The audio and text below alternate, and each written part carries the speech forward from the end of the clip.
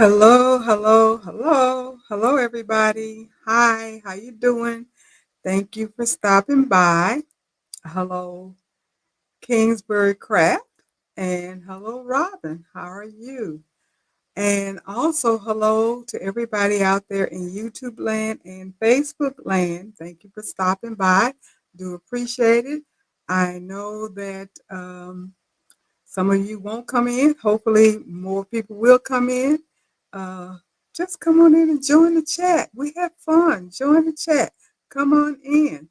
Um, Also, I want to say welcome and hello and thank you to everybody that will be watching the replay because I do know lots of people watch the replay that don't come in or they don't have the opportunity to um, look at the live stream. So hopefully you'll be able to look at it and enjoy it. Give me feedback, give me thumbs up, ask questions, make comments, all of those things. Want to get that out there right away up front so you guys will remember that it's very important that you do make comments, that you do um, be interactive. And like I said, those thumbs up, liking the video, liking the live stream, all of those things are very important. So I do appreciate it. I am, um, does it seem like there's a lag with my voice and my lips, Robin, Kingsbury Craft, either one of you guys? Because what I'm looking at looks like a little lag, and I don't know if that's the case or that's just me. Hopefully it's not too bad if that's the case. Hi Jenny, how you doing? Thank you for stopping by. Appreciate it. Oh gosh, been busy today. Let me get this out of the way so I can get a little bit more comfortable here. I got a toe ache. You got to stretch out that foot. I don't know what it is. Something. My toe, my big toe on my left foot has swollen, and it's been hurting for a few days, and I don't know what it is. But anyway, it's a little bit uncomfortable. What can I say? So, how's everybody doing? I hope everybody's doing well. I hope you all had a wonderful week. And last week, I do want to, and I'll say this again when more people get in, but I want to apologize for last week, not having the live uh, stream last week.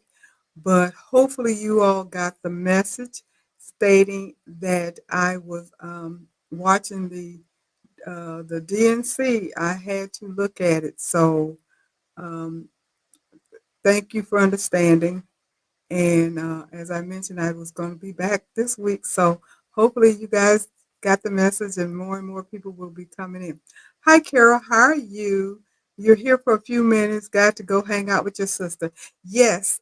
Thank you for stopping by. I actually was going to show you something tonight, but after you told me earlier today that you weren't going to be on tonight, I'll save it until next week.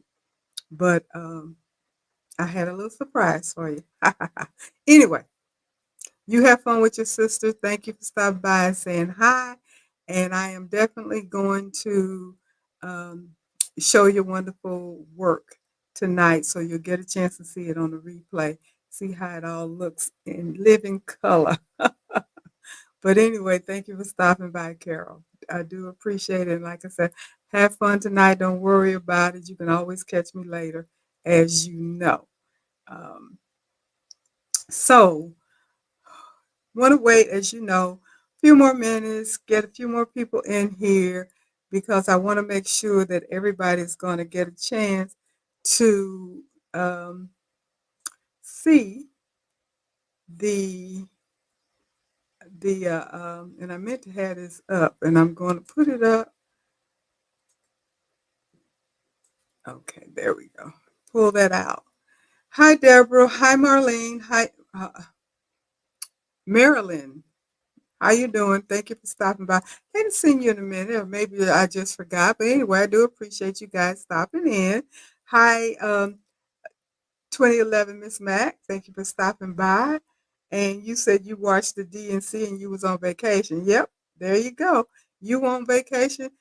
I guess I was on vacation because I didn't do the so long either. I spent the entire week, Monday through Thursday, watching the DNC, and I'm glad I did. Be honest about it. My husband watched the RNC, and he didn't get a chance to watch the DNC, and I vice versa. Anyway, I watched the DNC, he watched the RNC, and we compared notes and all of that good stuff. And so, it's a very important election, as we all know. So it is very important that we do stay informed. So again, like I said, I am glad that I got a chance to that you all understood and you're back because I definitely had to watch it. So nice to see the ladies here. Yes, Marilyn. Like I said, it's been a minute. I think it's been a little while since I've seen you, but always glad to see you. Always glad to see new people, old people. People came, uh, come in and go and what have you. Life be life, and you can't come out here every weekend. Every week rather. I understand that, no big deal. I watch other people as well, and I don't get a chance to see them every week as either. I don't always. I watch Jeanette quite a bit, but I have to be honest, but I don't get a chance to see her every week either because sometimes you just get busy and you just can't get around to it to look at it live. But I do get a chance. Hopefully, most of the people that I follow, I get a chance to watch them later on. I try my best to catch them. That's my nighttime ritual. I'll get crawl up in a bed instead of putting a movie on or something like that. I put on YouTube. Um, You joined after the Christmas in July when Jeanette mentioned, oh, well, great. Thank you. Thank you. So, because maybe that's where I've seen your name over there. But anyway, I do appreciate you coming and following me. Uh, we do share people. People that were over there came over here, and people that were over here go over there, so forth and so on. So, we do share quite a few of our viewers because there's room for everybody. And I support everybody, and as many people hopefully will support me. So that's how we roll with those things. So yeah, one big happy family, exactly. Because we're doing the same things, and even though we may talk about different things, sometimes we talk about some of the same things. We all have different views, different experience, different uh, um, way of approaching issues and stuff, and then we share with each other as well. So those are the things that makes the embroidery or crafting industry and community um, fun, especially with the platform that we have on YouTube and live streams and what have you. It's easy to really be able to hone your skills because there's so many people out here that has very valuable information to share.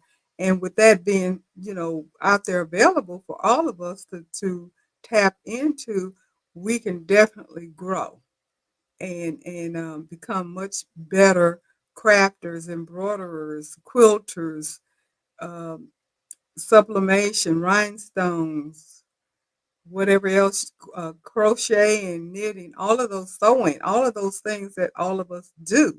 Because I know all of us do more than just one craft. That's just how it is when you are a crafter. Normally, you do more than one, and I do. I do embroidery mostly. I do sublimation, and I do a little rhinestone. And I have made a quilt. I'm going to make another one. So who knows? Maybe one day I can say I'm a quilter as well. I know Leslie, hopefully she's going to be able to come on tonight, said that I was going to get the quilting bug. And I told her I wasn't. And I haven't got it yet. Let me put it that way. I haven't gotten the quilting bug yet, but I am more and more interested in quilting and definitely want to get better at it. So, uh, The bug hasn't bitten me yet. It's just nibbling just a little bit. So we shall see how that goes. We'll see how that goes. Um, well, it is 10 after, so I am going to go ahead and get started. Tonight, we're going to do the reveal for our sew along, the Social Society Crew sew along, where we get together every Wednesday night. We pick a project, and then everybody that participate, and we're always open for more people to do so, and everybody that participates does the project. Now, I have to say, it's kind of interesting to me with this particular project that we chose was doing the rope bowl or a rope project. Didn't have to be a bowl, but the rope project. And it appeared to be challenging to more people than I anticipated, including myself. Uh, I bought ropes a year ago or more, maybe a couple of years ago, to be honest about it. When I first saw a rope basket done, I even paid for an online course that I never took, but I finally did look at it because I was interested in it. But I was kind of, I don't want to say fearful, but I wasn't sure that I was going to be able to do it because it looks like it's complicated, but it really isn't. Now, to be an expert and do some of the beautiful, beautiful bowls that I've seen, and I'm pretty sure you guys have seen them as well, I'm sure that it takes a lot of practice because it is a skill. It is not something that you can just do right off the bat and get it perfect or maybe the way that you really want it to be. But what I found out is that it's not as difficult as I had thought it was going to be. I thought it was going to be really challenging. It is challenging, but not to the point where you can't actually do it.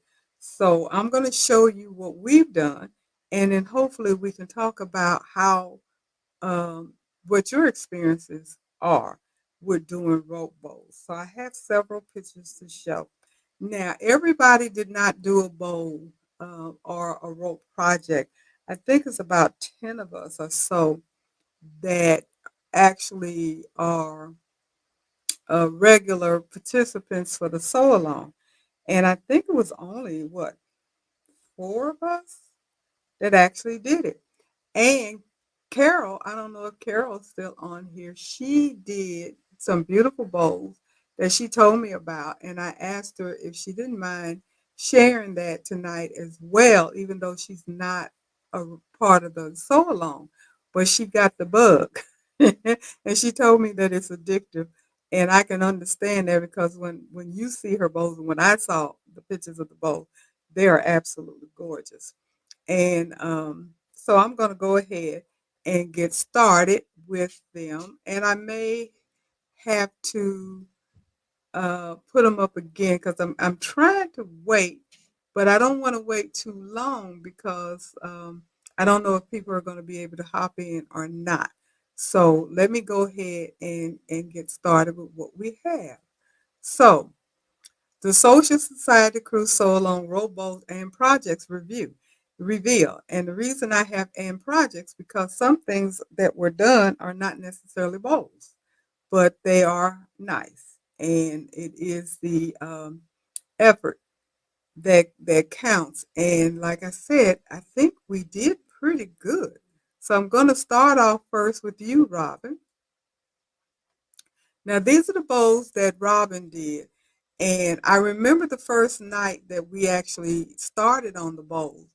And Robin was saying that the rope that she had was a little difficult to maneuver through her machine.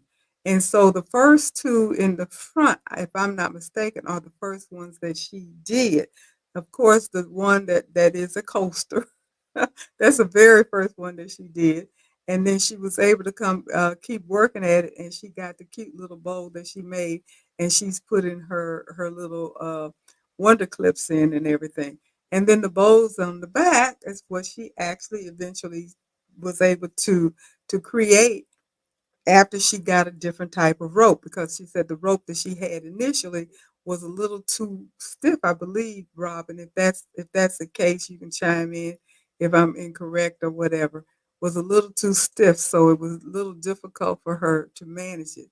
And so this is another view of the bowl. So she really did a really nice job. They're really cute. And the thing is, normally when we do the reveal, and we do it live, but the ladies decided that they didn't want to do them live tonight. So I told them, go ahead and send me the pictures and I'll do the pictures. It doesn't matter. Hi, Pearl. How you doing? So you haven't missed anything. These are the very first pictures. I'll go back to the very first slide. If you didn't see that one, this is Robin. And this is just another view of what she did. And yes, she did a great job.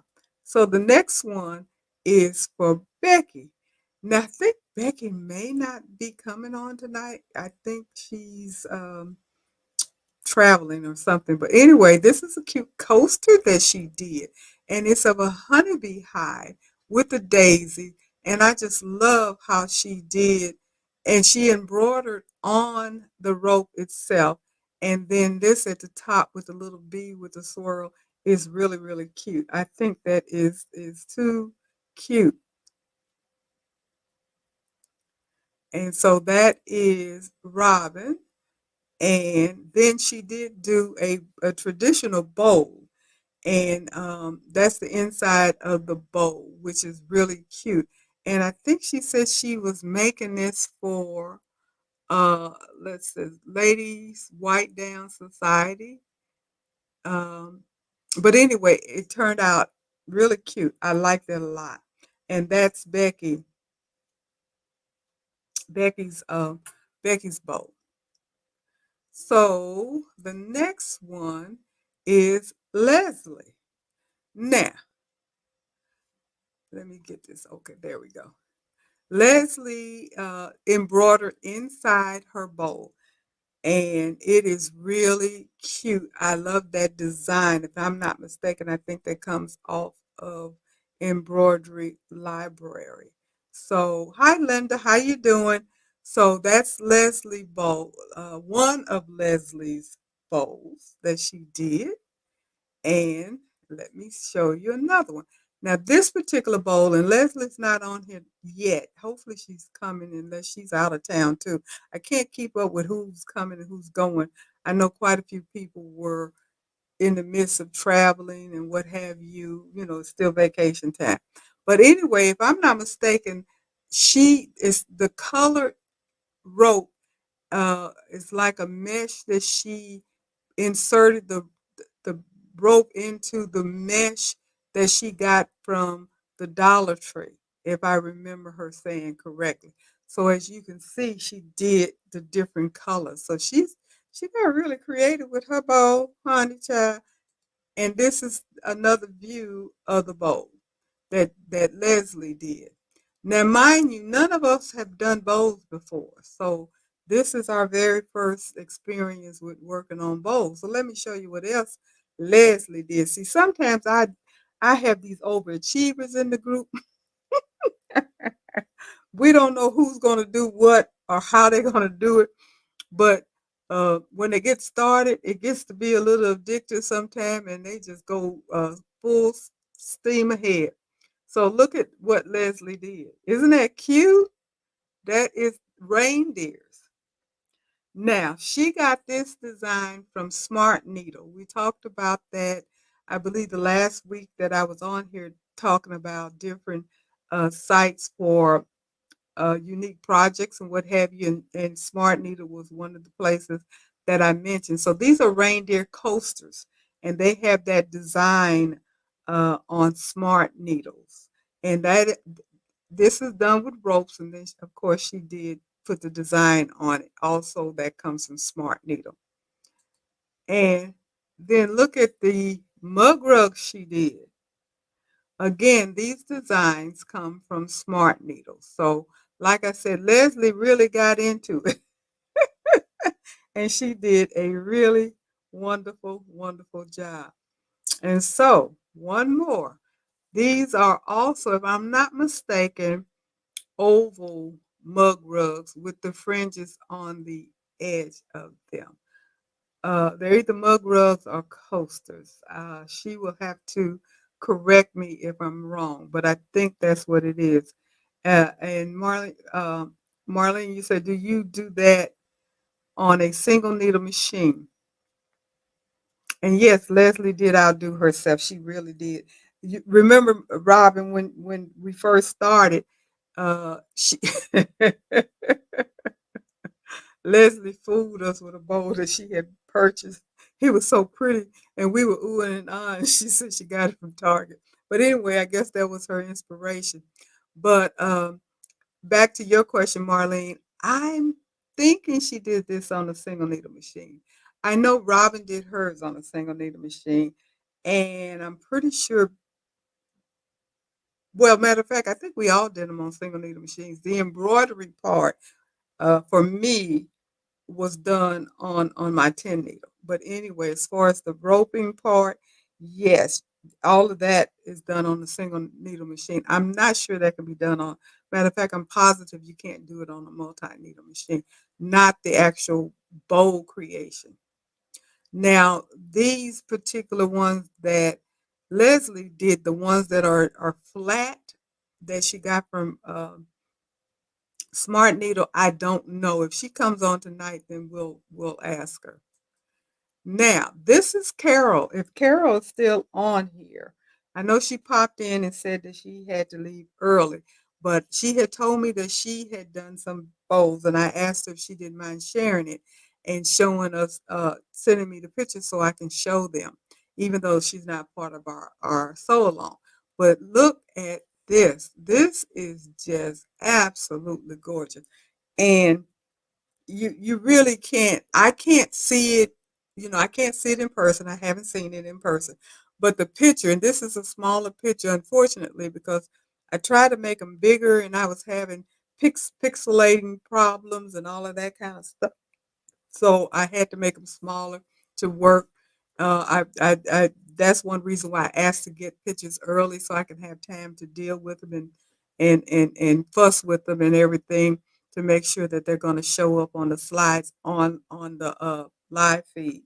But this is just an absolutely gorgeous bow. Isn't the colors beautiful? I just, when I first saw that, I was like, oh my goodness, how creative. But look at that one. She did that one too. Isn't that something? That the shape, to get that uniform shape was what was so impressive to me, because you can see where she's got the dip in it on both sides. It is really, really cute. And I just love the little bead part that she has on there as well. Now, this is another one that Carol did. So she told me that it was addictive. So she was kind of like Leslie. She just kept doing the energizing bunny. She kept going and going and going. But yeah, it turned out really nice. And I think this is the outside of that bowl that we just uh, looked at. And I just love how she put the little design. It looks like a little charm or something that she added into the swirl of the bowl. So, like I was saying, once you get to moving and grooving with the bowls, with the rope, it is addictive because you're just going and going and going, and the machine will go as long as you let it go, and then you can just be as creative as your creativity and your skill level allows you to be. And I think she has one more. Yes, that's the last one. Isn't that gorgeous? That is just gorgeous. I just love the rope, and I've seen Oh, Becky, you're on here. Okay, you're back from Mexico. Okay, so you're on here.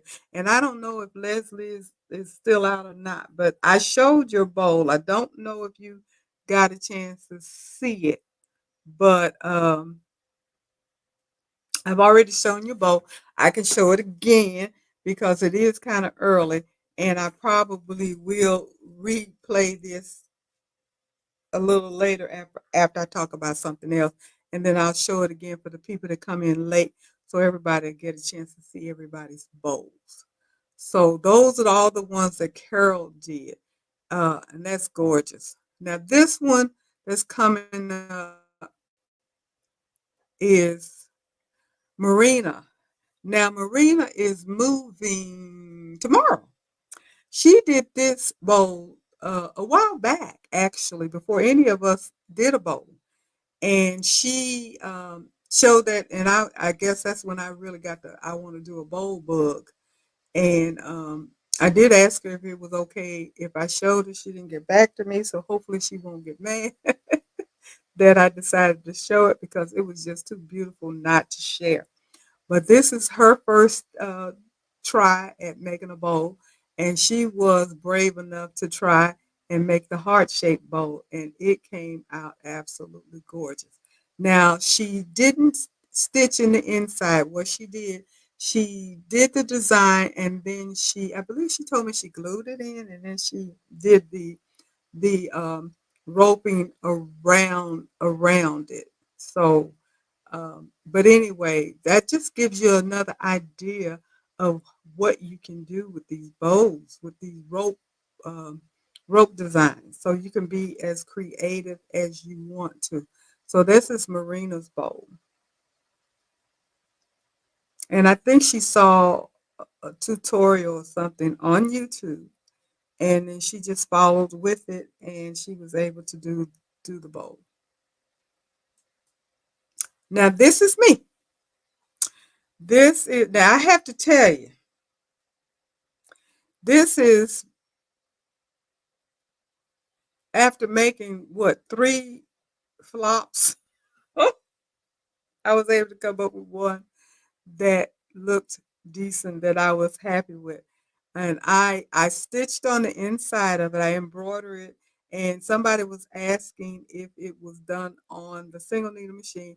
I made the bowl. You do the flat part. You make your swirl as big as you want to make it flat, and then if you're going to embroider on it or whatever, then once you get it there, then you take it to your machine. Well, for me, I did all of my embroidery on my 10 needle machine. I did not do it on my single needle machine. And I took it to my 10 needle machine and I embroidered on it. And what I did is I used Vilene, which is a water soluble stabilizer for the stabilizer for the flat part of the rope. Then I put a regular water soluble on top of that, hooped it into my mighty hoop, and I used my 8x9 mighty hoop for this bow. And then I did my stitching on it. Then put it back on your sewing machine and finish doing the bow part. Now I have to tell you what I did with this particular bow, and this was actually not the first one that I got kind of right. Um, you got to be careful when you're doing your rope. The the um the part that trails off that you're constantly twirling around and around has to be trailing off from the right, because the way the machines are made, you have to lift the boat up to the on the left side, if that makes sense, because you go flat as big as you want it to be, and then when you're ready for it to turn into a bowl, you actually just start kind of slowly tilting the rope or the bowl part upward, and you just keep going as tall as you want it to be, and then you make your shapes and all of that. I stitched it wrong, so in order for me to get it to finish the bowl, I had to do it the opposite of the way it's supposed to be done. So I was struggling, but I was determined that I wasn't going to do this again. I was going to get this one done. So I didn't make it as tall as I wanted it to make. But I think it turned out okay. And I actually have the bowl, and I'll show you the bowl after I finish showing all of the pictures. I'll actually show you guys my bowls, so you'll get a chance because I did a picture from top down. And then the color stitching around, I use variegated thread. So I use variegated thread around it to kind of mimic some of the colors that are inside of the bowl with the butterfly and all of that. So that's how I did that one. Now this is the other bowl that I did, and um, had difficulty getting my bottom to lay flat. That is the hardest part to me with doing bowls, is getting the bottom part to stay flat. And it's I don't know what the trick is, I guess. I was at a quilting shop, and they do classes there, but the person that did the class wasn't able to speak to me because I wanted to know what is the trick? What is the trick to make it lay flat? Some people don't have trouble, some people do. I unfortunately was one of these ones that had trouble getting that puppy to lay flat. But I was able to get it flat enough. As you can see, I did embroider that on my 10 needle machine and did it the way that I had mentioned a few minutes ago. And I decided I wanted to give a try with using uh, the fabric that you wrap around the rope as you're stitching. So that's what the blue lines are. That's fabric wrapped around the rope, and then you stitch it. And I was just able to find fabric that kind of matched my flower. I didn't plan it that way. When I did the flower, I said, "Oh, I think I want to put some fabric on it." So I started digging through my stashes of fabric that I have laying around, and I found something that I thought worked pretty good with it. So, hi, Carrie Crafts. Well, I'll talk about stitch length and width and all of that when I get through showing everything because it does make a difference. It definitely does. So here's another bowl that I did.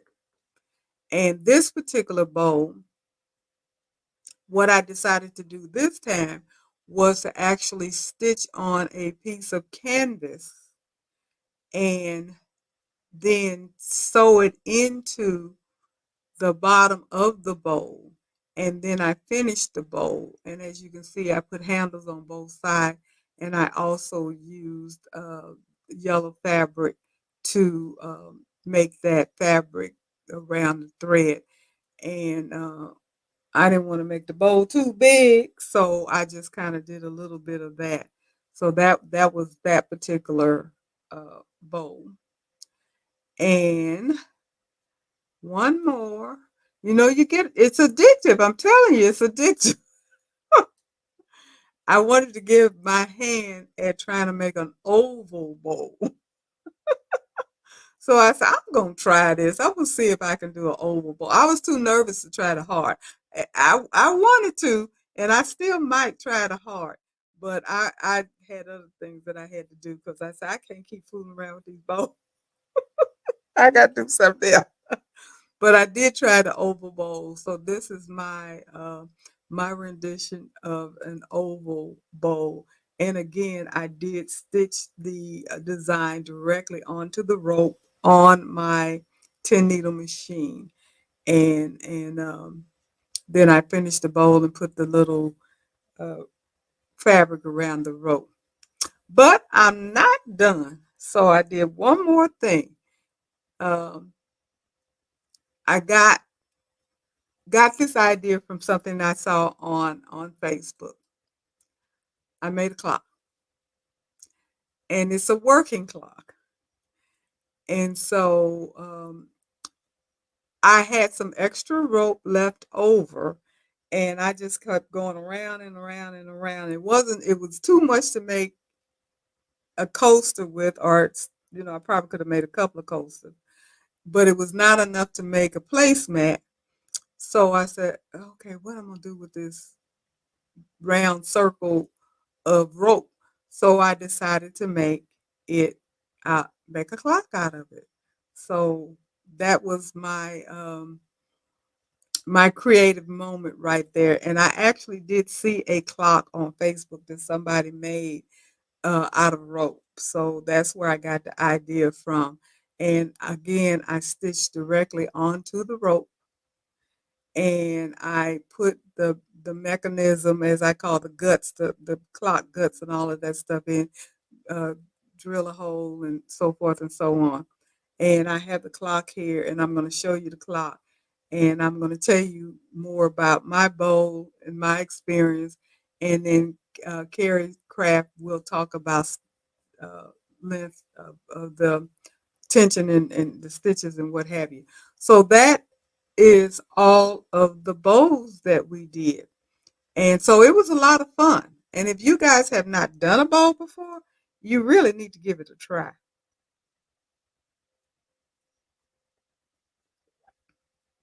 Because I tell you, it is addictive and it's fun. It really is fun. I'm glad I did it. I really am glad I did it. So I'm going to show you everything live that I did. And I'm going to start off with the clock because let me get it. Hopefully you can see that minute hand moving. It is an actual working clock. So I was quite happy with what I did with this. Now what I did is I bought a cheap, inexpensive charger out of Hobby Lobby, and my husband drilled a hole in the middle, and you just stick your stuff up in there. And I hot glued it down. I didn't glue it down until I made sure everything was going to work. Then I glued it down. I glued the mechanism down on the back, and I actually can and will be hanging this up. So, um, like I said, it's a real live working clock. So I was very happy with how that turned out. And oh yeah, the other thing I wanted to point out, this part, where are we? This part down here, what I did, I was able to find some very thin um, rope or thread or whatever you want to call it, and I braided it together, and then I sewed. Well, you use zigzag stitches, and I zigzag stitched that on too. So that's how I did that one. Oh, now this particular one, this is it live, and I did do the little swirl on here. Where is it? There it is. And I also put some feet on the bottom. And I got a piece of faux leather on here, and I have the little feet on there. So that's my basket. Don't ask me what I'm gonna do with it, but I like this basket. This one I think is my favorite. This one is my second favorite. I got the little swirl on here too. And this is how it looks on the outside. So it is a basket. They are baskets. And this one is so white you can hardly it's hard to see it on camera. But I didn't go up too high with this basket because this is the one that I had on the wrong side. And I had to fight to get enough layers here to say it's a basket. And the rope is really soft, so it's still very pliable and everything like that. And that's an issue finding a rope. So, and then the same thing with my here you go, with the oblong or oval, whatever. And I did the little swirl on here as well. Now, the only one that I did the how you do this one here, I only did that on just one where you just kind of, I don't know if you can see it, but yeah, there you go, maybe. So those are my baskets. So that's what, 4 baskets and a clock, but I actually did 7 because one of them was real little. That was the very first one I did, and I threw it away. And then maybe it's just 2. I did that one another one. And I was so not happy with how they turned out, so I just pitched them. I said, I'm not keeping them. It's not even worth keeping, and I'm actually not gonna show it to nobody, and that's for sure. The so long people got a chance to see it, but that's all. Miss Maggie said, actually, all the designs you ladies did are truly nice. Thank you so much. And the baskets are beautiful. Miss Max, that clock is so nice. You love it. We had fun. We really had fun. I really regret that the other ladies in the sew along didn't get a chance to do their baskets. Some of them just really didn't get around to it. Some was not well, and others had the same issues that I had, but I pushed through it, to be honest about it. And that was to get it to lay flat. Now I have to tell you, my clock is flat as a dime. And I'm gonna tell you why it's flat. I put the heaviest book stacks of books I could find on that thing, and I let it stay on there about a week. I said, I'm flattening this thing out. I don't care what y'all say. I am going to flatten this out. Um, yeah, that's what I did with this one. Um, who was that asked me about the tension? That is Carrie Craft. Now, when everybody's machine is different, and when you take these tutorials, they're going to tell you what tensions and stitch length and all of that they're using. When I took the class, the Sulky class, and Leslie did as well, it worked for her. For me, the tension didn't work. Maybe because she does have a more expensive machine, which is what they in the class used as well. And they being sulky, set their tension at 4. The stitch length was at 4. And the width, if I'm not mistaken, was at 4. So it was 4, 4, and 4. I tried that, and I kept getting and I probably shouldn't have thrown it away, but I did. My base would not stay flat. When you're doing it, and some of you may have done bowls that I'm talking to, I don't know, but you get your rope.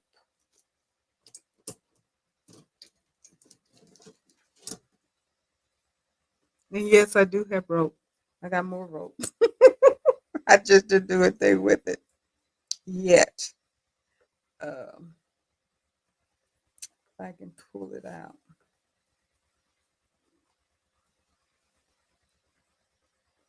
So I can show you.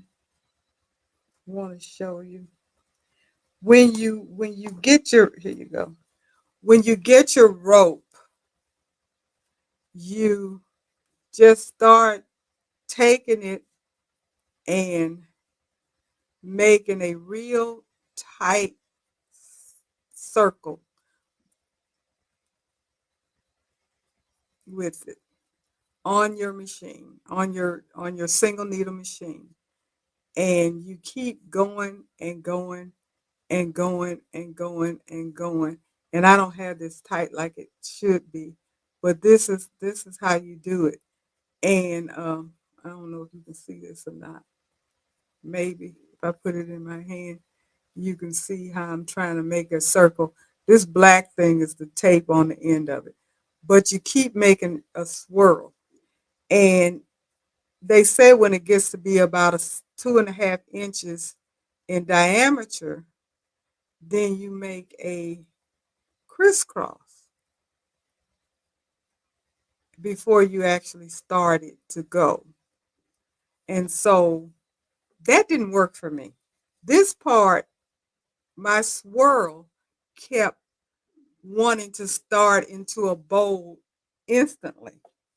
Once I got my 2.5 inch thing done, it started bowling up all on its own on the side. It wasn't something that I was doing. It just kept going. It would not go flat.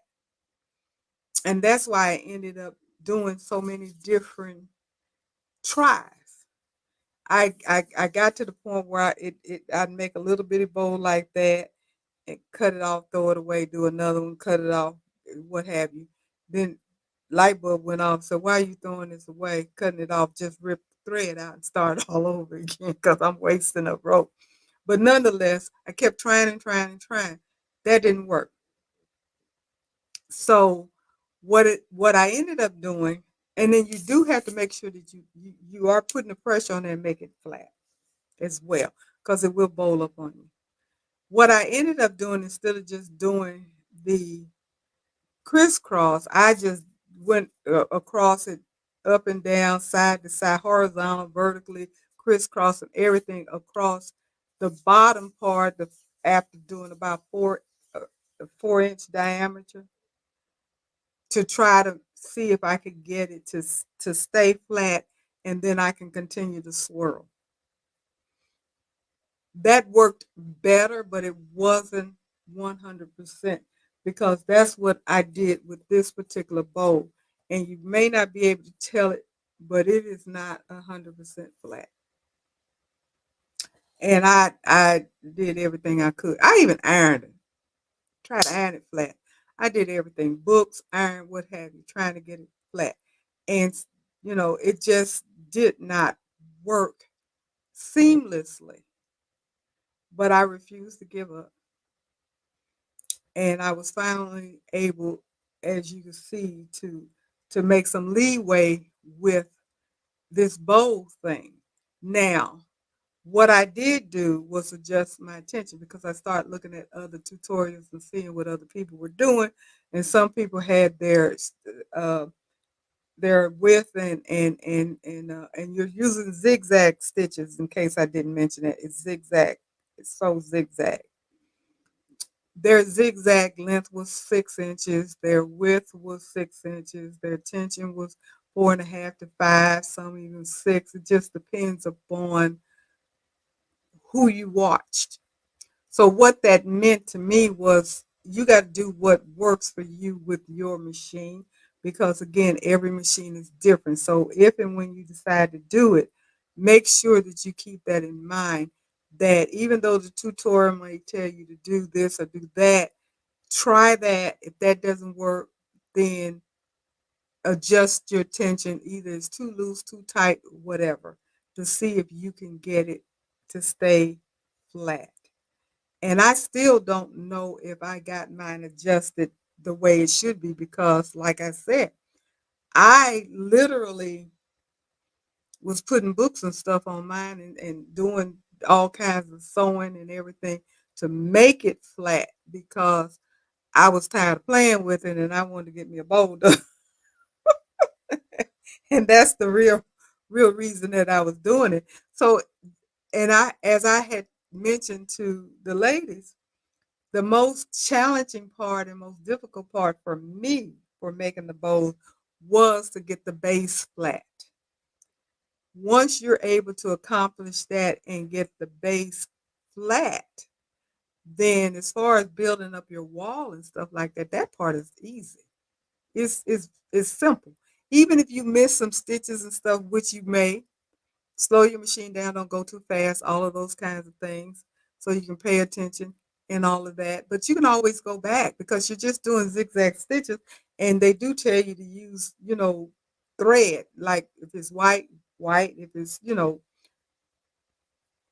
thread that doesn't really show up that well. Now, if you want to do decorative stuff once you get really good, then you can do different color threads and stuff like that. I've seen bows like that. They're very pretty, but that's for people that really know what they're doing. But if you're just starting off and you don't really have that level or that comfort level, you may not want to do that.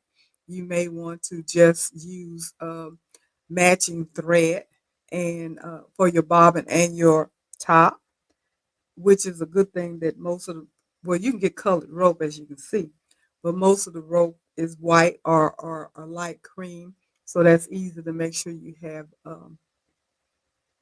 your bobbin that can match. And then you just go for it. So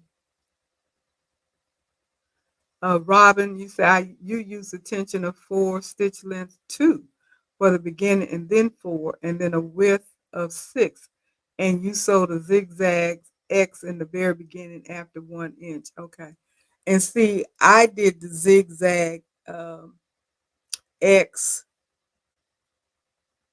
after 2.5 inches, what they said. I didn't do it after 1 inch, but then I ended up making my diameter larger and just start doing just stitching. Like I said, I did zigzag, crosses, horizontal, vertical. I just stitched it to try to make sure it wouldn't bowl up. That was what my goal was, to try to make it not bowl up. I'm, as you can see, I got more rope, so I definitely intend to do some more because unfortunately I am a perfectionist and I don't like to be defeated. So if I don't get it right the first time, I'll keep trying and trying and trying until I do it the way that I'm happy with. The bows that I have done, I'm not 100% happy with them, but I'm not disappointed. Put it that way. They turned out cute. Could they be better? Yes. Do I want them to be better? Yes. And the other thing is getting the right rope, because I've used at least 3 different brands of rope trying to get one that's stiff enough to hold its shape. And I haven't found the right rope yet that holds its shape. And I don't know why. This one, and I can't remember, I think I remember what rope I use, has been the most successful in holding its shape, but it's still very soft. It's still softer than I would like for it to be. But at least it is looking more like a bowl and standing up. So that's how that goes. And Carrie, you said what diameter rope did I try? A 1/4 inch, and I think it's 732 or 7/32.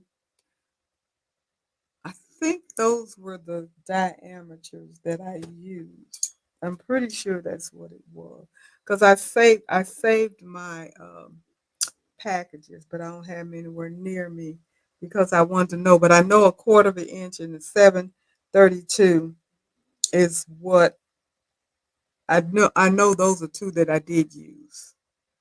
Um, and even with that, still I use cotton, and I've used the I guess it's nylon or polyester or whatever it is that you want to call it.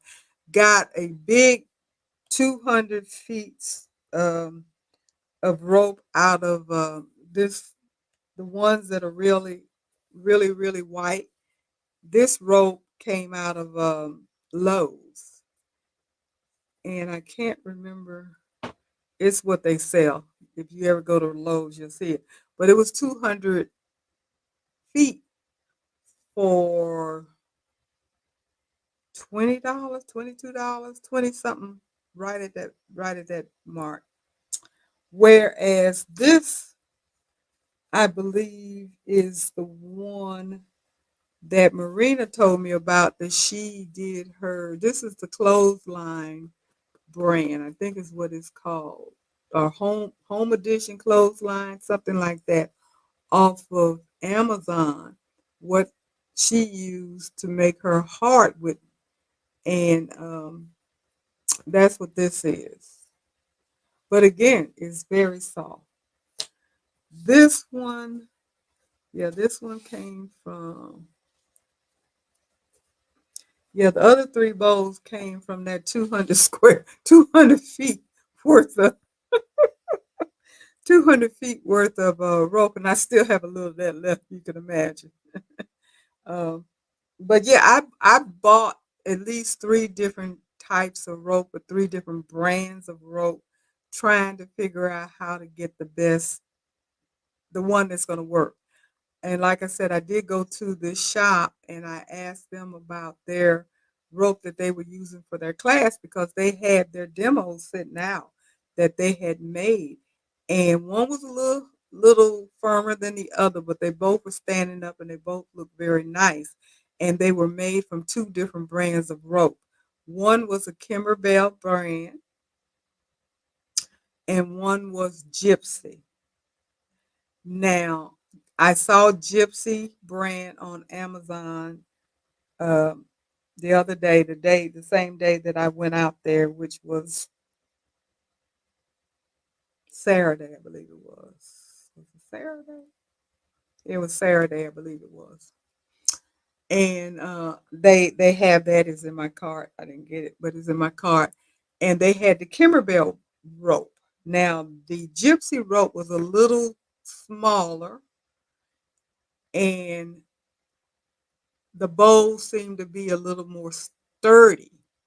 Both of them were sturdy, but the gypsy rope seemed to be a little more sturdy than the Kimberbell bowl rope. But they both were sturdy, like I said. And I started to get the Kimberbell, but I didn't. I did look, and I think that's on Amazon as well. I think I saw it on Amazon, and it's $20. The gypsy rope, I don't remember what it is, but I think it's in my cart. I think it's in my cart. So there are so many different brands of rope out there. It's hard to say what is going to work for whom. And I think a lot of it has to do with your machine. The Gypsy is Gypsy Quilter Clothesline, 100% cotton, 100 feet, and it's $9.99. Hopefully that's the same kind. And the one that Marina used for the heart and that I used for the bow with the yellow on it is the Household Essential 4800 all-purpose cotton clothesline. They're selling it for 17.11 now, but I noticed that this price goes up and down. I've seen it for 15, I've seen it for 16, and now they're selling it for 17. So I think it's supply and demand. But and then of course they have more. I don't know if I bought this one or not. I believe I may have, because I know I bought at least three different brands of rope trying to get the right one. I bought the household, the one that I just showed you. Uh, this one, 1/4 inch natural cotton jute, $8.99. Haven't done anything with it. It's kind of sturdy, so I don't know what that's going to be like.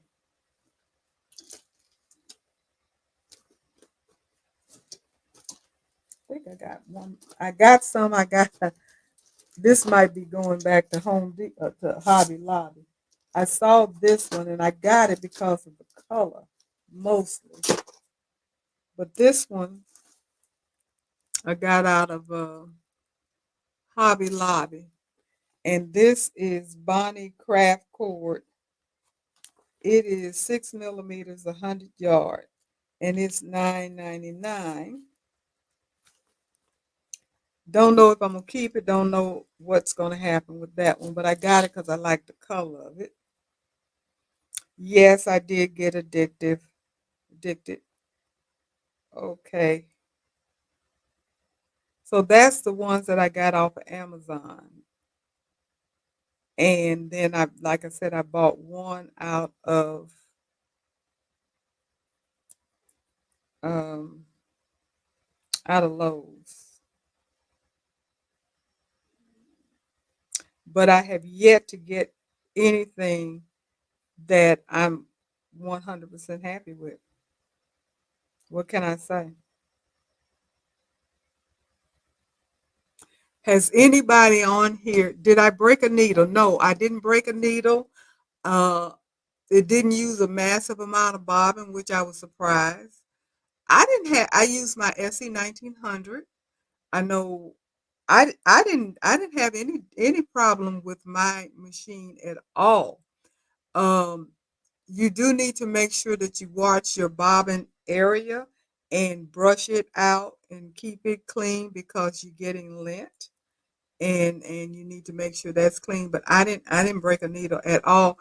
And I started off using an 80/20. I'm glad you asked about needles. I started off using an 80/20, then I switched to 114 because I saw somebody else say to do that. So, but Leslie says she used her 7511. But again, Leslie, I don't know what machine she used. She may have used her Destiny or something. I know she has a Jazz and a Destiny, so I don't know which one of those she used, but I'm pretty sure she used one of those. Maybe not the Destiny.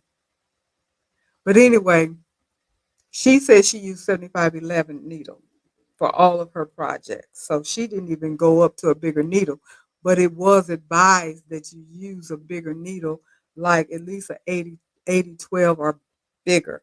So like I said, I used the 80/12, then I went all the way up to the 114. I did not do the 90, well, so I guess it's 116. I didn't use the 90/14, but I went up to the 100. And but regardless, even with the 80/12, I didn't break a needle, so that was not an issue for me at all. And it stitched fine. I mean, it stitched just like you was sewing regular fabric. I was surprised. I was really surprised because that was the other thing that I was concerned about as far as the machine. Also, on my 10 needle, I didn't change my needles on my 10 needles. I did use my regular 7511 on my 10 needle. I didn't up my needles on the 10 needle to do my embroidery on my bows. What I did do, as I mentioned, I hooped the violin, which is a water soluble stabilizer that looks like paper, and I hooped that. I took the flat part that I wanted to stitch on, and I sprayed a little. Yeah, I sprayed a little 505. Then I put down a sheet of water soluble, and then I hooped it because I wanted to make sure everything, I wanted to make sure nothing shifted or moved around. So I had it sandwiched in there, and I put it on, and I stitched it just like I stitched anything else. I did put it down at 400 speed, which is the lowest speed, because again, I didn't want any issues. And I also tried to pick a design that wasn't too dense because again, my concern was about the pushing of the needles going down and stuff and pushing the rope and moving the rope around, which I did have some of that and some bubbling up a little bit on The blue one I did, that was the most difficult one to stitch on, but it wasn't that bad. This particular bowl, I didn't have any issue. It was no bubbling or anything with that one. And with this one, it was very, very little bubbling. Not, you couldn't even tell. But I watched it. I used my purple thing like a stylist, and I made sure that I paid close attention. And any area that looked like it was pushing up or anything like that, I just kind of took the purple thing and just kind of pushed it down, kept it out of the way of the needle, but pushed it down so the needle wouldn't have to fight so much to stitch it, because it will kind of puff up and bubble up a little bit. And that's what I did. And I've used those same needles to stitch other stuff with without any problem, so it really didn't damage the needles that bad. I know now it's time for me to switch all my needles out, because I've been abusing them quite a bit with these rope projects and stuff that I've been doing. But that's what I did. And again, I had fun. I really enjoyed the challenge. And Joyce, I see that you're on here, and don't worry about being late. I am going to show the baskets again in a little bit, just so everybody that came in late get a chance to see them. But I'll kind of go through them kind of fast. But uh, I know you mentioned that you were having the same issue that I was having, is keeping it flat, and it's a challenge. That part was a challenge, and I think everybody that tried it, mostly, that was their challenge initially. And I'm talking about everybody that was in the group. That was their challenge initially, but most of, we all figured out a way to overcome it, especially those of us that actually completed the project. We figured out a way to overcome it. I don't think Leslie had the problem. So Leslie was lucky. She had the right machine with the right tension and the right everything, the right rope, the whole 9 yards. Because I was a little leery about her using the Dollar Tree rope, but as you can see, she did well with the Dollar Tree rope. That was not an issue. And I know I've seen online on YouTube people that have done beautiful baskets with the Dollar Tree rope. I didn't even buy any, because like I said, I wasn't comfortable with using it, because I just didn't know how it would work in my machine. But obviously it worked fine, because she didn't have any issues with it.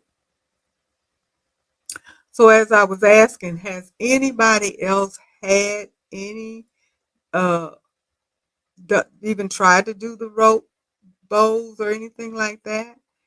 And if you haven't, is this something that you think you might want to do? Because I would love to hear. I would love to hear if you've gotten excited or anything. And let me tell you, if you just try just try a basket. Just try it. Give it a try. Look at a video. I don't know if I'm gonna put a video up doing the basket. I don't know. I might, but it's a zillion of them out there.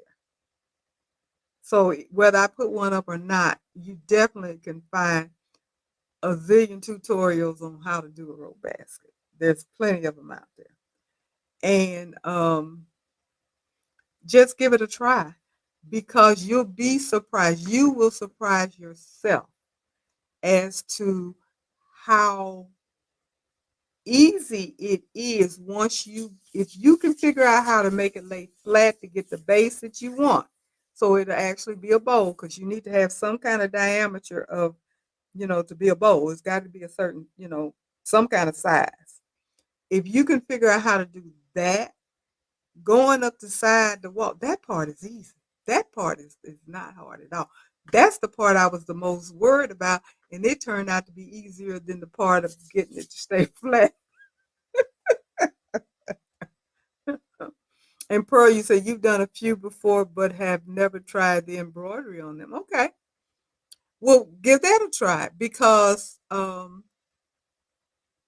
was a little nervous, but I'm adventurous, and I do babysit my machine, and I was standing right by because if I thought it was gonna be some issue, I was gonna turn that thing off. But it was not. It was not any problem at all, and I didn't think that it would be too much because there are videos of people that have done it. And this class that I told you from Sulky, they did it. And I wasn't really, I didn't think that it's, a big company like that is kind of promoting doing it on your embroidery machine, that it would be an issue with doing it on your embroidery machine. And that's the reason why I wasn't too afraid to do it. Um, I just had to figure out how to do it because I did not want to do it on my SE 1900 because my SE 1900 right now I am using as my sewing machine because my actual sewing machine is in storage. So I didn't want to have to sew, take the arm off, the embroidery off, put it on, take it off, put it on, all that kind of stuff when I have a perfectly good embroidery machine that I don't have to do that. That's one of the reasons why most of the things that I, not most, all of the things that I do that I embroider, I figure out how to do it on the multi-needle machine because I said if you can do it on the single needle machine, surely you should be able to do it on a multi-needle machine. You may have to adjust some things, but you should be able to do it. So that's why I wanted to go ahead and do it. And it worked fine. I didn't have an issue. So you can do it either or on your flatbed or on your multi-needle machine. You just have to make sure you figure out how to hoop it properly. Now, don't cut your rope. If you're going to put it on your 10 needle machine, don't cut your rope when you hoop it.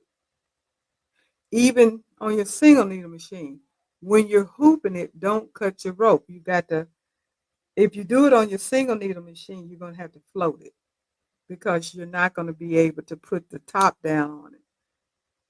I used my mighty hoop, so I had the magnet, so it was a magnetic hoop. So it was easy for me to put the top on it and hold it in place. So that part worked out well for me because using a magnetic hoop, it was not an issue as far as hooping it is concerned. But if you do it on your flatbed, then you're going to have to float it because you won't be able to um, sandwich it down because that rope, you have to keep the rope connected because once you're done embroidering on it, then you want to go back to spinning it around. So that's why it has to stay connected.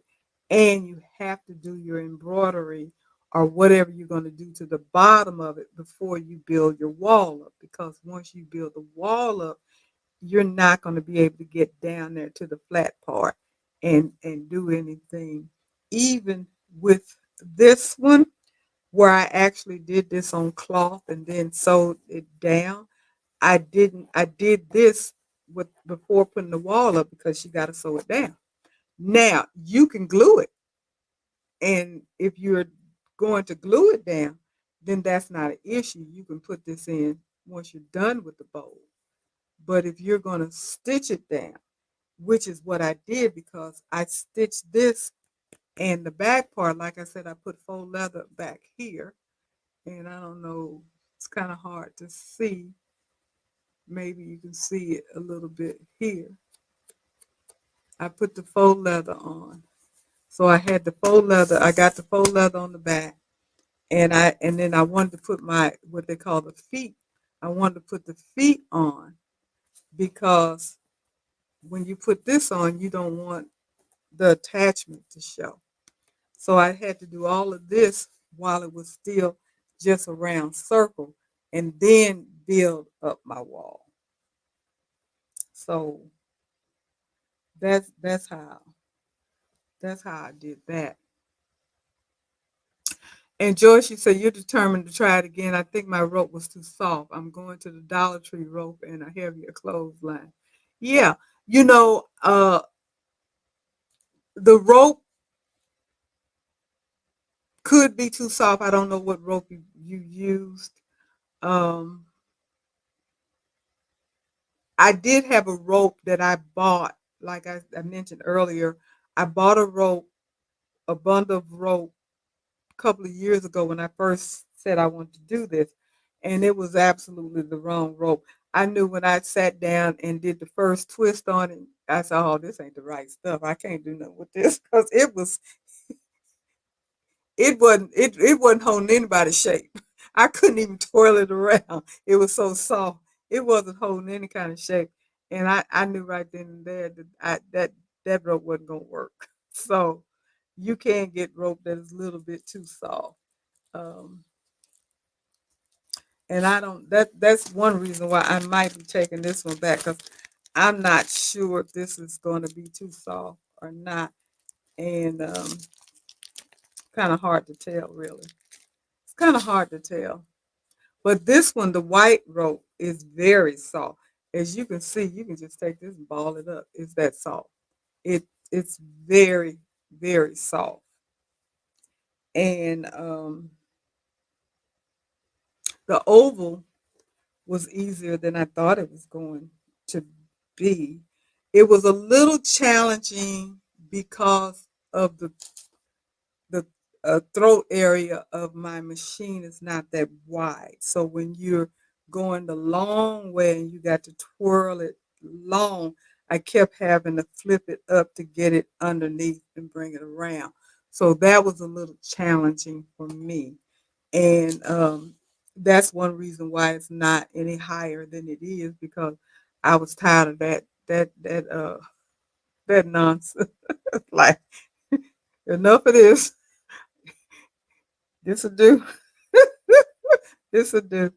So, but anyway, that's how it is with that. So, um, our next project starts tomorrow. We will be doing upcycling denim jeans and making purse out of them or something. I have my old jeans. I went to the Goodwill and got a couple pair of jeans, and I've looked at a few videos, so I got some ideas, and we'll be seeing what we can accomplish. Because we love trying things that we've not really done before. And that's what makes the Sew Along fun because we learn and we share and I haven't done a project yet that wasn't fun. Even with the quilting, which was a pain in my yeah, even the quilting turned out to be fun because once I could see what I was doing and I realized I was learning, I was determined to finish it. It got aggravating for a minute, but I was determined to finish it because I wanted to learn how to do a quilt and I wanted to say I made a quilt and I'm happy to say I made a quilt. And with that being said, I'm willing to try to make another quilt. So it isn't anything that I've done or we've done. I don't think that we didn't get something out of it, that we didn't learn, we didn't grow, we didn't grow a skill, learn a skill, or what have you. So that's what makes it really really fun to sew along that we do every Wednesday night at starting at 7 o'clock. And we come and we go. Everybody doesn't start at 7. Everybody doesn't. We never shut down at 9. We supposed to. We don't and but anyway it's a lot of fun and the door is always open for more people that want to come in and join. We don't have any rules, we don't have any restrictions, we don't have any um, formal anything. It's just a group of us get together and we laugh, we talk, we sew, we embroider, we conversate, we share information and we help each other who's struggling or whatever. So that's what we do. And like I said, we're going to start on the um, jean purse. Now this is strictly sewing, unless somebody namely me probably, decide to embroider something on it. I'm not a sewist. Uh, we've done, we, we probably did more sewing than we have embroidering now that I think about it, because we did embroidering with the Christmas tree skirt, but we also had to do sewing. We did the quilted um, totes, which was all sewing. We did the quilt, that was all sewing, except for the edge to edge, those of us that did it. And then we just did this rope thing. Oh, we did the table runner. That was embroidery and sewing. So we do a little both. We do a little both. We do a little both. So we're expanding out. We haven't done anything with rhinestones yet, and I don't think we're going to do anything with sublimation because everybody does not have sublimation access. But I think most of us could do a little rhinestoning stuff, maybe. I don't know. But we haven't done any of that. I don't crochet and I don't knit. So that if anybody want to do that, I'll just be watching because I don't do none of that. I can't do none of that. Never learned how to do that. Hi Margot, how you doing? Thanks for stopping by. So the other thing that I wanted to talk about, somebody had asked me the last time I was on about, well, we had talked about the new machines coming out, and we all know that Bernina had their new machine has been out about a month. What is it, the 990, I believe it is, which is absolutely huge. I saw that the other day. That thing is a half block long. That is one big machine. One big machine. Well, Brother and Baby Lock both have come out with their brand new machines. Now, what I have found to be interesting is that I know that Baby Lock has a brand new machine that just came out this week, I believe it was. Yeah, this week or Friday. Anyway, no, it wasn't Friday because I saw Brad on Saturday, so it must have been yesterday, whenever it came out. But I don't see a lot of stuff out. Avenir came out. Avenir has been out since I think the 19th, so it's been out a week, a little better than a week. So they have more information out there. And someone had asked me about the Avenir, was I going to talk about it or whatever? And I said, it depends upon if I get any information on it. So I've not seen it because where I go is a Baby Lock dealership. I don't know where a Brother dealership is around me. I'm sure it's one. I got to find it. But I have not actually seen the Avenir, but I have seen it online. What I have seen so far, the Avenir, the new Avenir EV1, which is Brother's brand new machine that is now the top of the line over the Luminaire 3. The Luminaire 3 came out last year. Now they have the Avenir, which tops the Luminaire 3. And it's running around 24 to 25K.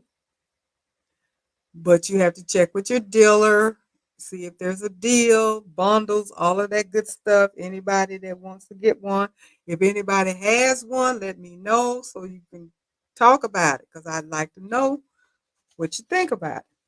But what I was able to do was to get their brochure and get a rundown on their features and what's different between the Avenir and the current Luminaire. And what I'm going to say is that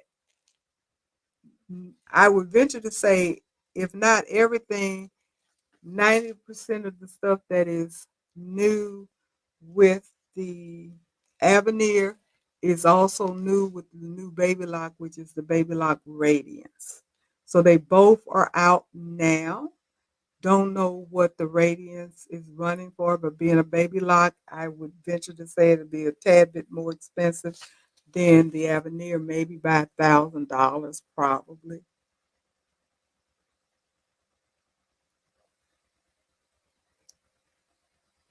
But I was listening to Brad, which is the dealer at the Ellicott, Maryland. What is Ellicott? Sewing Vac is what the name of it is. I saw him Saturday, and he told me he was going to put out a video, and I looked at it, and he didn't have the machine yet. It wasn't Saturday. I saw him. It must have been Friday. It was Friday. Saw him on Friday. He said he was going Saturday to Baby Lock University and learn about the machine. But he did put out information about the machine, and everything that he was saying was exactly what I had just read about the Avenir EV1. So the Avenir EV1 is brother's brand new top of the line machine that just came out. And let me get to, hopefully there is a page with everything in one place,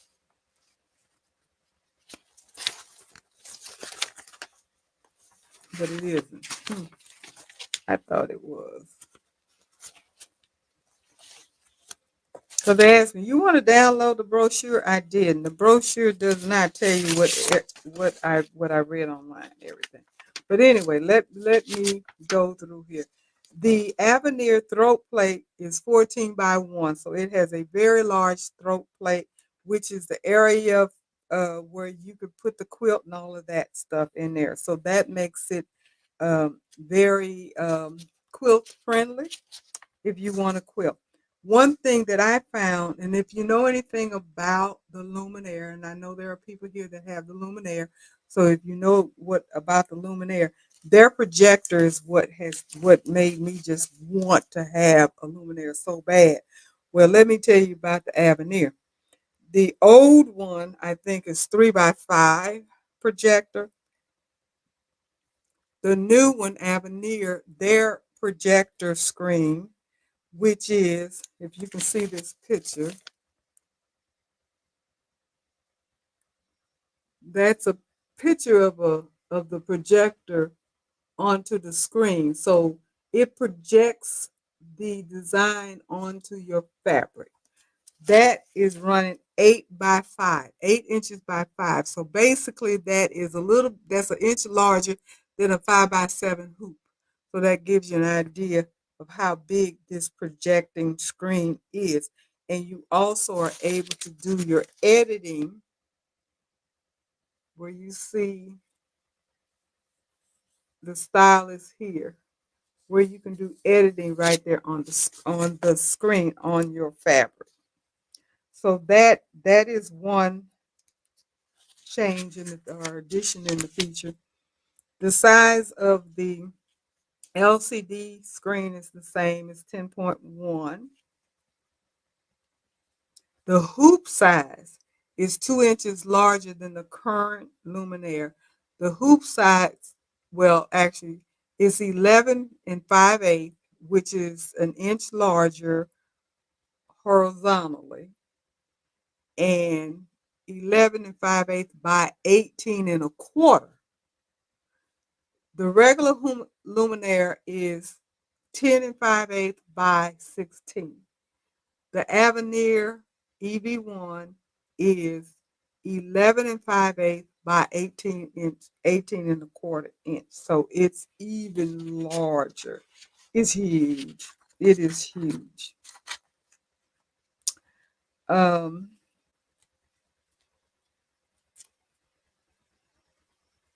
They have built-in edge-to-edge quilt feature, which they recommended you use their 10 by 10 magnetic hoop with 5 new patterns and a total of 15 edge-to-edge designs to choose from with easy to follow instructions that guides you through the calculation, rolls, and rehooping. So edge to edge, and they guide you through the calculation and all of that. That's pretty cool. Let me see, what else do I have here? My Design Center software has been upgraded. They have added 54 new decorative field patterns and 10 key input for sizing and improving designs and editing. And at the same time, a numbering system for stamp shapes is useful for reference purposes.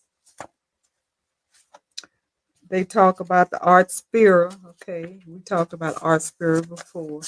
The accessory that comes with it, you get 4 frames, different sizes. They have the 4x4, the 5x7, 10 and 5/8 by 10 and 5/8, and then they have the 11 and 5/8 by 18 and a quarter. So those are the 4 hoops that comes with it. It comes with an array of embroidery and sewing feet. Now, the understanding that I have reading this is not like the regular luminaire where you can get a luminaire that maybe that's a stellar, because I don't have a luminaire. Um,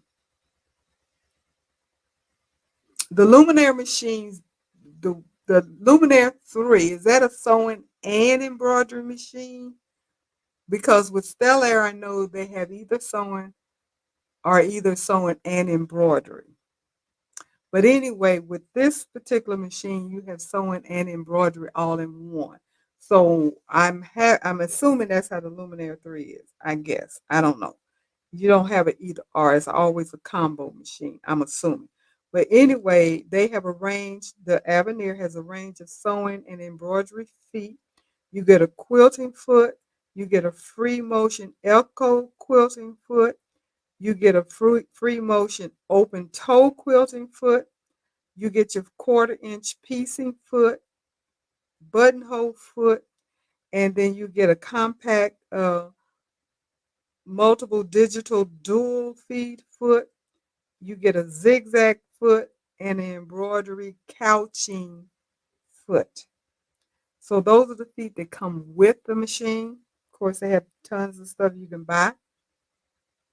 You get an accessory case that all this stuff fits into, and it fits within the arm of the Avenir and keeps all the tools together.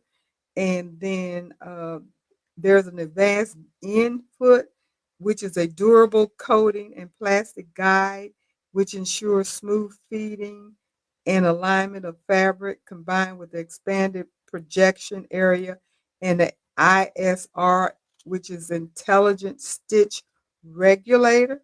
And it's easy to see how the EV1 makes quilting a more creative and accessible endeavor for everyone. So that the stitch regulator is a foot that has 3 components with it, that comes with it, where it actually regulates your stitches.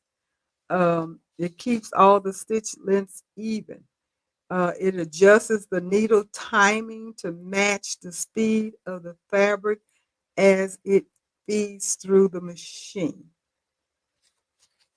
So that's pretty cool, especially for your quilting, it seems. They have a voice guidance feature. So not you don't have to just look at the LCD panel and read what they're telling you to do or how to do it. The machine will actually talk you through it. It will literally talk you through it. And it comes in a choice of voices and 6 different languages, which includes English, Spanish, and French.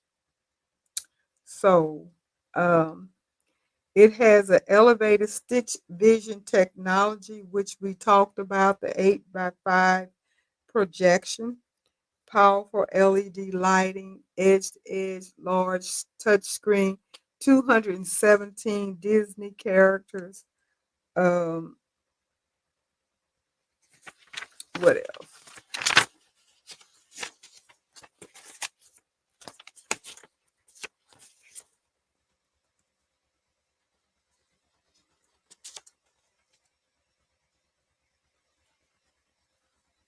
when you're doing your projection, you can edit on the screen. You can pinch it out where it make it bigger. You can rotate your designs. You can add to it, take away. You can do all of that stuff right there on your projection. The other thing that I don't know why they didn't put that in this little alleged brochure unless I got some missing. I might have some missing pages. I think I got some missing pages because they're not telling me everything. They have 3 softwares that you can get with the download that's free. BES is one of them. One of them is your mobile um, put on your well, you can get Art Spirit as well, but your mobile what do they call it? Stitch. I have it. I don't even remember. Stitch monitor. Your mobile stitch monitor, so you can walk away and do your stitching and all of that kind of stuff, and you'll know what's going on. But they also have, and I don't know what the name of it is because it's not on here, but it is your photo. Um,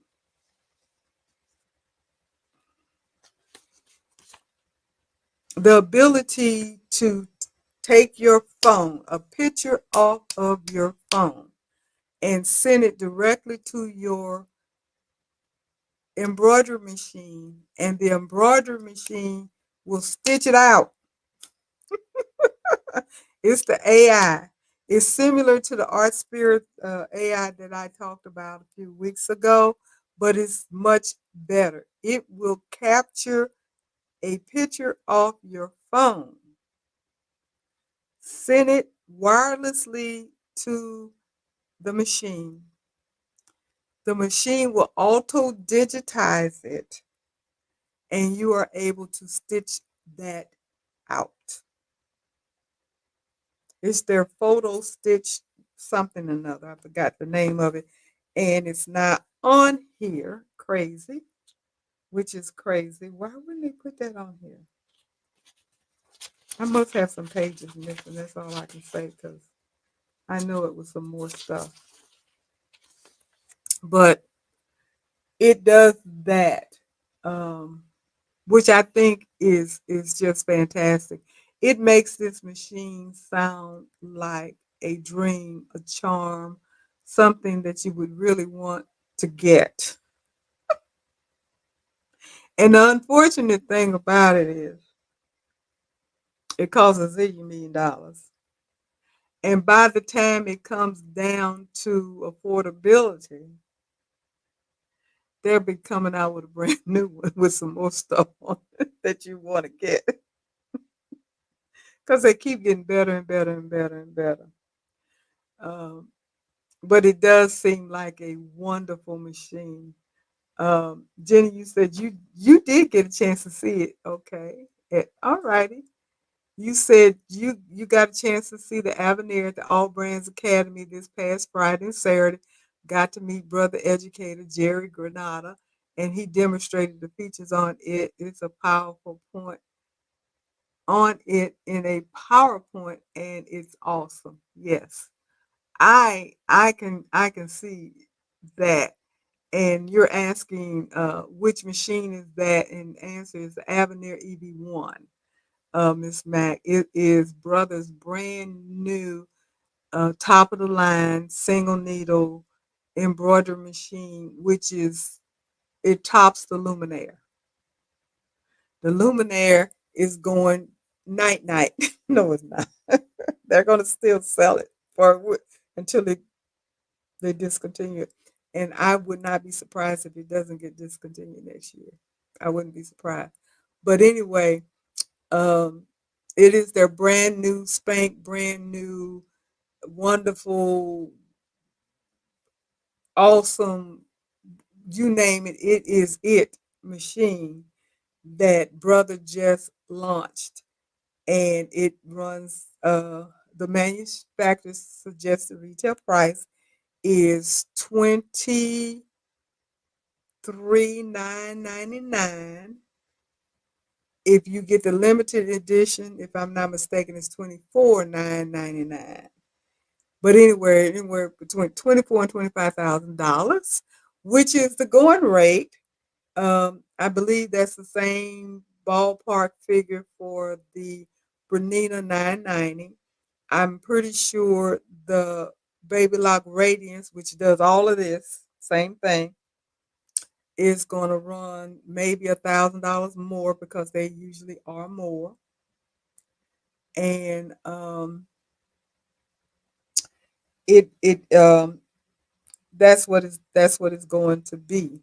Now, as wonderful as this machine is, as Robin was asking, maybe the Luminaire will be more affordable. Yes, it will be. That's what happens when they come out with these spank brand new machines.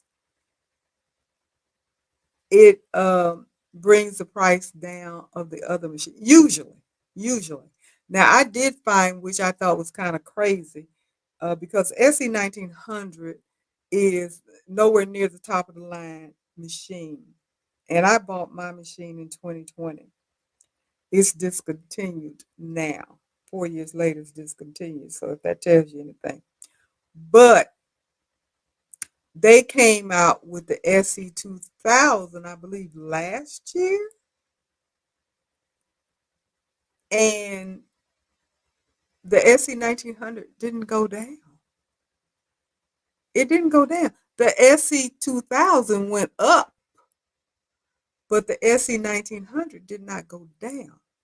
Now, that may be because it's not one of their top of the line machines, and maybe they feel like it's already at a quote unquote affordable price. Therefore, they didn't see the need for it to go down because they still have PE 770s, and I think there's a PE 900 or 800 or something along that line that's less than the SC 1900 and the SC 2000. But I was just surprised to see that the SC 1900 did not go down. So I was like, and in some cases, some people were selling it for even more than what I paid for mine. But anyway, that was surprising. But I don't think that's going to be the case with the Luminaire. I do I do think that the Luminaire will come down to a more affordable price. And because the Solaris has in some places. So what you have to do if you are interested in getting, say for instance, a Luminaire, shop around. Even if you're interested in getting the Avenir, shop around. Because there may be people that are bundling or doing an introductory price on these machines where they're not 22 and 23 and $24,000. You may be able to get it for maybe 20, 19,000. I don't know. But you may not have to pay that full price that it is. It's not a perfect example. I was talking to Brad again, and I asked him about the Bernina because he's a Baby Lock Bernina dealer, not a brother dealer. So I was asking him about the brand new Bernina that just came out last month and the what he was selling it for. And he told me that if you come through his door and you're willing to pay him cash money up front, you can get it for $18,999. Now that's supposed to be a $24,000 machine. He'll give it to you, sell it to you for $18,999. If you're going to finance it, then it goes up to $21,999. If you're going to have a trade in, then he has a chart that he uses, and I'm sure that's based upon the value of your trade in. He didn't tell me what those prices were. That's fine.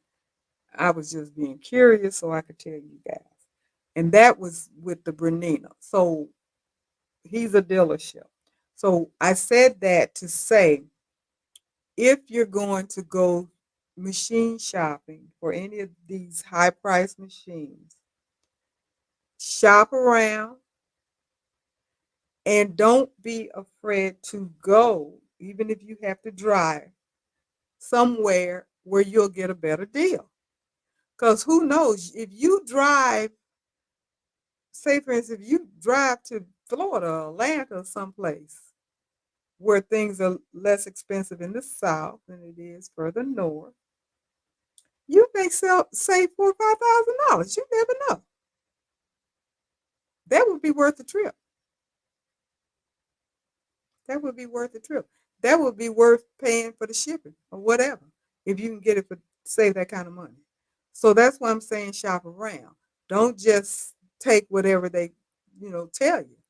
And machine being brand new, I would think there's an introductory price. And on top of that, back to what Robin was saying, the luminaire should be coming down. Now, when we go to the expo next month, I am willing to bet you there's going to be some interesting pricing there. I'm pretty sure they're going to have the Avenir because Brother's going to be there. I'm pretty sure they're going to have the Avenir. I'm pretty sure that they will have some good prices on the Luminaire because even last year they were good. Now, hi Trisha, how you doing? Thanks for stopping by. And you said you called a deal in Pennsylvania this week, and he is willing to give you $10,000 sight unseen for your luminaire. There you go. See? Is that a trade-in for the Avenir or something? Or is this just you're outright selling it? And the reason I'm saying that if he's going to give you $10,000 sight unseen for your luminaire, he figures he can sell that luminaire for a good 14 at least, if not 15. Okay, if you get the Avenir. See, there you go. If you get the Avenir, he's gonna take $10,000 off of that Avenir. If you give him your luminaire, because he can take it and sell it, and then he's gonna sell you the Avenir for what it really costs.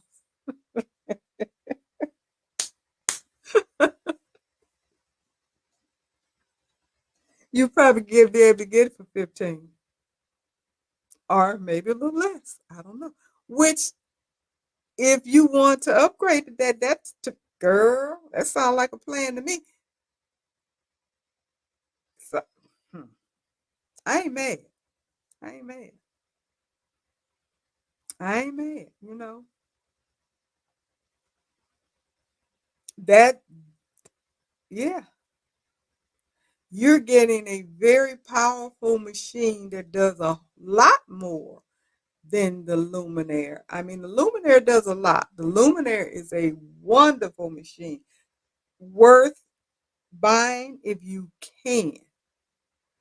But this one does a lot more. Not to say that if I had an opportunity to get a Luminaire, I wouldn't do it, because I would. But because I'm a techie, I girl, this Avenir, honey, please. This Avenir is a game changer. It really is with some of the things that it does. And but you can do a lot of the stuff. You don't have to have the machine. You don't have to have these big fancy machines. My 10 needle machine back here can do a lot of some of the same things in a different way. It can. I don't have a projector, I don't have a laser, but I have a camera. So can I see how to position and line up and all of that kind of stuff on my fabric and stuff? Yes, I turn my camera on. I can put my crosshair right at the spot where I want my needle to go down to. I can do that with this machine back here. um, you can do edge to edge. You can do so much with this machine back here that I already have, that I don't have to get in debt to go get the fancy machine. But and those people that already have the luminaire are the people that have, some other nice machine. You can do some of the same things without having to get in debt and get these big fancy machines. They're nice to have. If you can afford it and you want it, I'd say go for it because we're crafters. And being a crafter, I love anything. That's what got me into Brother in the first place, and not some of these other commercial machines where you have to do all your tweaking and stuff yourself, and all of the stuff you got thread each needle. I mean, all the stuff that you have to do, which is perfectly fine because you still can get the work done. But the bells and whistles that you get with your Brother machine, you get spoiled. So here's some more bells and whistles to spoil you. Do you want to be spoiled and spend the money, or do you want to be practical and get the work done and make money? That's a decision. That's a decision. And I know how I am. If I could afford the Avenir, it would be coming home with me. If I can't afford it, I'm not gonna worry about it. By the time I might be able to afford it, they're gonna be coming out with the Avenir EV2 that does some more stuff. Now, when they come out with a machine that actually pays its own bill, then that's the machine I want.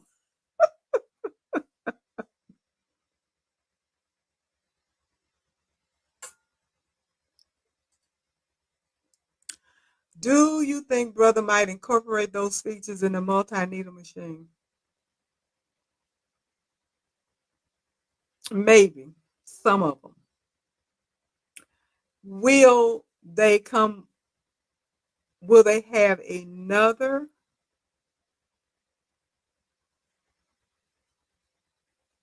multi-needle machine? Now they came. I don't know when the I don't know when the oh, okay. You're gonna wait 2 to 4 years and get it like yeah.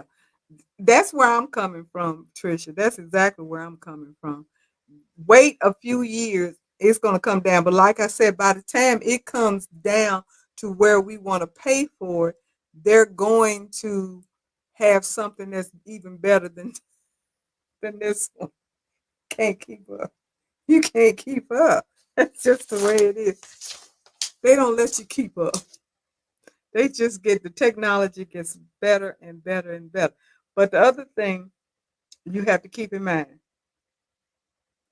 the more technologically advanced these machines become, the more money it's just like a car. The more money it costs to keep it up. And the greater opportunity for it to mess up because you're dealing with all of these computer chips and all of that stuff that's going on. And it costs a lot of money. I know when Justin came out here and worked on my machine, and I was talking to him about the LCD panel, and he was telling me what, protect that LCD panel as much as possible because you're talking a lot of money to replace it. A lot of money to replace it. So those are the things that you have to keep in mind when you're wanting to get these more advanced machines because they're going to cost you more money. Not only are they going to cost you money to buy the machine, they're going to cost you money to upkeep it, to the upkeep. And you also have to make sure that you are somewhere where you can get it serviced. Now, I don't know where, our brother, I have a roster. I just remember that. Where all the brother dealerships throughout the nation are. But even though they may be a brother dealership, does not mean that they repair. And you may not have people like we do here in the DMV, a person that actually will come to your home. we're blessed on that end, where there is someone that actually is available around that travels the DMV and does an excellent job. And he's not cheap, but he's affordable. That will work on your machine, keep it running. So that's good. But if you live somewhere and you don't have a Justin, or you don't have a place where you can take your machine into, then that in itself is a problem, because not only do you have to take, it's a chore getting this 10 needle machine in, but you still would have to take your Avenir, your Luminaires, and your Stellaires, and all those other machines in if you don't have somebody that can come to your house and get it taken care of, get it repaired, get it maintained, all of those things, because it's an investment and you got to keep it running. You got to keep it taken care of. You don't need to wait until the check engine light come on. You need to have that thing maintained every year so you don't get a check engine light.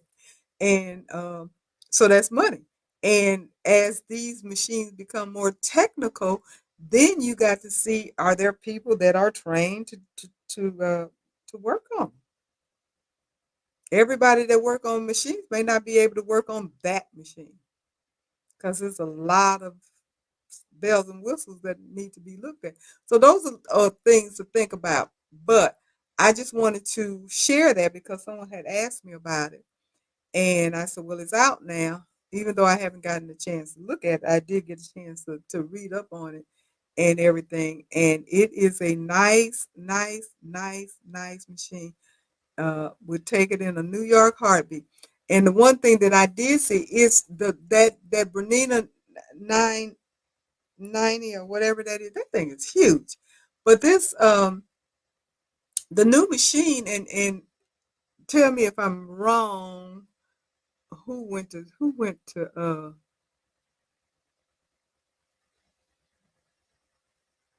whoever that was that went to Jenny. Is the new Avenir around the same size of the regular, or the current Luminaire?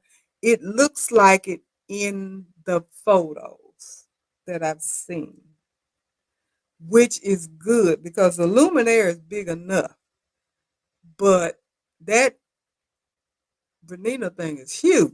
I mean, it is absolutely huge. I wouldn't really want anything too much bigger than a Luminaire because that takes up a lot of room as it is. And something that's big as that Bernina, yeah, that's a big machine. That's a big machine. I've never used. I don't have a Bernina. Never used a Bernina. Don't plan on buying a Bernina. I do like that Bernina multi-needle machine though. I like that machine. It's a nice machine. What brother needs to do is come out with a brand new multi-needle machine, a 15 needle machine, um, with some of these bells and whistles. That's what brother, and a bigger hoop. 15 needle machine, bigger hoop with some of these bells and whistles. And they gonna charge, but they when the 10 needle machine first came out, it was running the same price, 20,000, 22, 23. So that's probably the going rate. And I believe they would sell it. They would I truly believe that they would be able to sell it.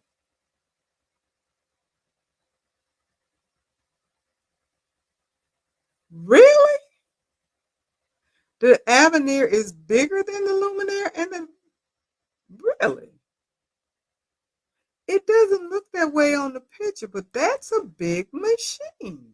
Okay. It's a little bigger and a little heavier. They don't know if it will fit into the Luminaire hole on a table with a cutout. Interesting. Interesting. Well, I guess because the hoop is so much bigger, it makes sense. It's 2 inches bigger though. It's well a total of 3 inches. I guess it's an inch this way and 2 inches that way, bigger. But I didn't think it would be bigger than that doggone. I saw that Bernina the other day. I said, this thing is huge. It is, woo, that thing is huge. It is really, really big. Really, really big. So the Avenir is bigger than the Luminaire and the Bernina 990. Well, and I've seen both of those machines, so I know how big they are. They are not little machines. And the Avenir is bigger than that. So we're talking about a big machine that's going to take a lot of space. So anybody that's thinking about getting one, you have to make sure that you got space for it as well. So that again is a challenge, but I'd make it work. I don't know how the heck I'd make it work, but I'd make it. If somebody gave it to me, you better believe I make it work. I don't know how it's gonna work though. I'm gonna get that machine. I would definitely get that machine. Yeah. Well, um, we can all dream and dream big dreams, and whoever gets one first, let me know because I would love to know what your experience is. And Miss Mack, you say you bought a machine before the brother, and boy, you were sorry. The nearest technician is in West Virginia. Yeah. When I moved here from Florida, I looked up to see where the nearest place was that I could get my machine serviced, which is where the reason why I go to this baby lock dealer because they service all machines. So that makes me happy. And they service my machine first, and then when I found out about the technician that would come to your home, then I had him come to my home and service my machine. So I'm lucky on it. Either way it goes, I can get my machine serviced, and it's not that big of a deal currently. But who knows what it would be like if and when I move, depending upon where I move to. But that's something to look into and take into consideration because you definitely need to make sure that you can get your machine serviced. So, so many different variables that you have to look at when you're talking about upgrading your machines, buying machines, and all those kinds of things. Now, a lot of these other machines do not have, especially these commercial machines, they don't have technicians that are available to come out. They talk to you on the phone. And it's up to you to figure out how to twist and turn and fix your machine, which is scary. But that's how they do. Because those machines are once they're in there, they ain't moving most likely because they are so heavy and so big that people aren't moving them in and out, in and out. So but anyway, it is 10 o'clock. So I'm going to go ahead and wrap this up. And it was so nice talking to you guys. Don't forget to give me a thumbs up. That is very much needed and appreciative. It does help the channel to grow. I can always use the support. You have questions, comments, put them in on my channel, and I have a demo I'm doing next week. So tune in, come back. And I'm glad you caught the live too, Trisha. And hi, Arlene, or good night, Arlene. Didn't know you were on, but good night. And good night to everybody. Thank you for watching. I do appreciate it. Have a blessed rest of your week. Take care. And if it's the Lord's will, I will see you next week. And I will see the rest of you guys tomorrow night at the Soul Along. Take care. Good night.